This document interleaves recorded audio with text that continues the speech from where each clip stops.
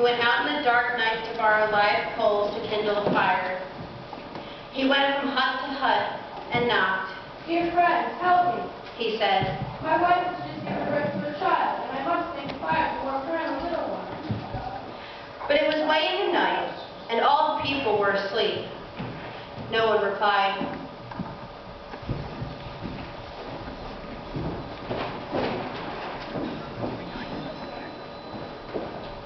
The man walked and walked.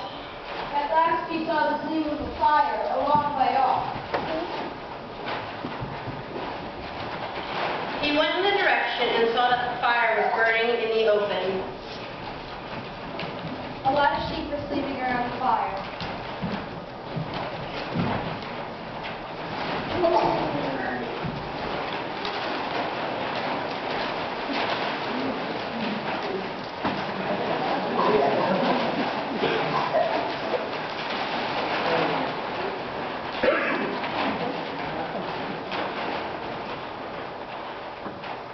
And an old shepherd sat and watched over the flock. When the man who wanted to borrow fire came up to the sheep, He saw the three big dogs going to sleep at the shepherd's feet, All three awoke when the man approached. and opened their great jaws as though they wanted to bark, but not the shadow was heard. The man saw that the hair on their back stood straight out, and that their sharp white teeth glistened in the firelight. They dashed towards him, He saw that one of the dogs bit at his leg, another at his hand, and a third clung to his throat. but their jaws and teeth would not obey them, and the man didn't suffer the least harm. now the man wished to go farther to get what he wanted. But the sheep lay back to back and so close to one another that he couldn't pass them. So the man stepped upon their backs and walked over them to the fire. And not one of the animals awoke or moved. When the man had almost reached the fire, the shepherd looked up. She was a disorderly old person who was unfriendly and harsh toward other people. When she saw the strange man coming, she seized a long spiked staff. She always held her hand when she tended the flock. The staff came towards the man and flew off into the nearby meadow. The man came up to the shepherd and said, "Good shepherd, help me and lend me a little fire. My wife has just given birth to a child, and I must make a fire to warm her and the little one." The shepherd would have rather said no, but when she pondered the fact that the dogs could not hurt the man, the sheep had not run from him,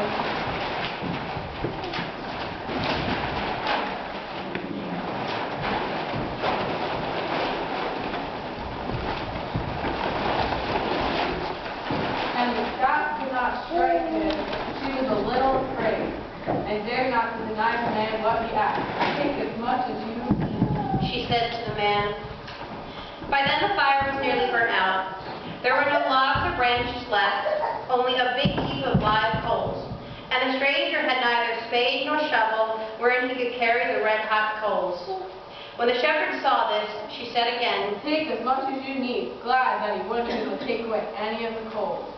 but the man stopped and picked coals from the ashes with his bare hands and laid them in his mantle. And he didn't burn his hands when he touched them, nor did the coals scorch his mantle. He carried them away as if they had been nuts or apples. And when the shepherd, who was such a cruel and hard-hearted person, saw all of this, she began to wonder to herself, What kind of night is this, where the dogs do not bite, the sheep do not run scared, the staff do not strike nor the fire scorch? She called the stranger back and said, What kind of night is this? How do all things show you compassion? I cannot tell you that you yourself do not see it. and he wished to go his way. That he might soon make a fire to warm his wife and child. The shepherd did not want to lose sight of the man before she found out what all this might portend. She got up and followed the man, till they came to the place where he lived.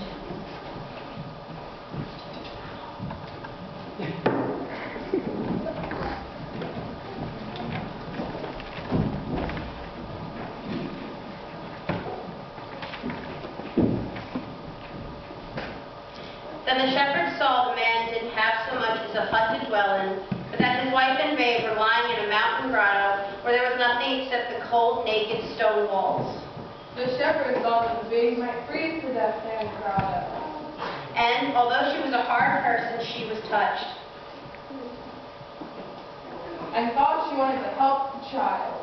So she loosened the knapsack from her shoulder, took from it a soft white sheepskin, and gave it to the strange man. And told him that he should let his child sleep in it. Just as soon as she showed that she too could be merciful, her eyes were opened, and she saw what she had not been able to see before, and heard what she could not have heard before. Around her stood a ring of silver-ringed angels, one with a stringed instrument. And all sang in loud tones, "Tonight the Savior was born, who should redeem the world from its sins." She understood why all things were so happy. They didn't want to do anything wrong.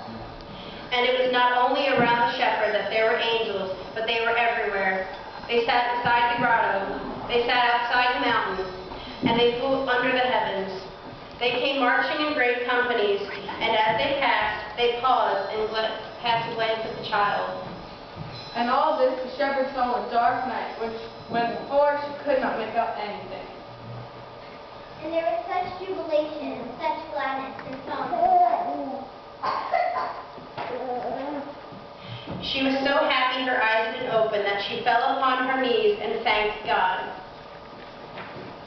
What that shepherd saw, we might also be able to say. For the angels come down from heaven every Christmas Eve. For it is as true as that I see you and you see me. It is not revealed by the light of the lamps or candles, and it does not depend upon moon and sun. But that which is needful, that we have the eyes to see God's glory.